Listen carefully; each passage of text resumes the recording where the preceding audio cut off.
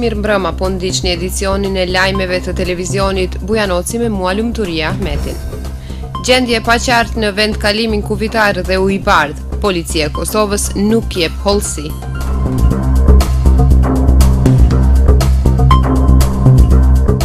Të reshurat atmosferike pa dyshim që ndikojnë pozitivisht tek kulturat bujqësore, por ajo që është e rëndësishme këtë kohë është mungesa e nxehtësisë së tokës.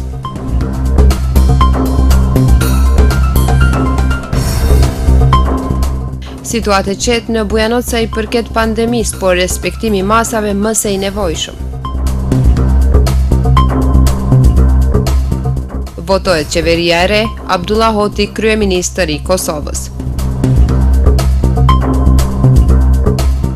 Dhe parandarjes ju rikujtojmë se debatin e sonte televiziv duke filluar nga ora 20 me temën Korona, funksionimi i komunës gjatë gjendjes së pandemisë dhe pasojat në të ardhmen.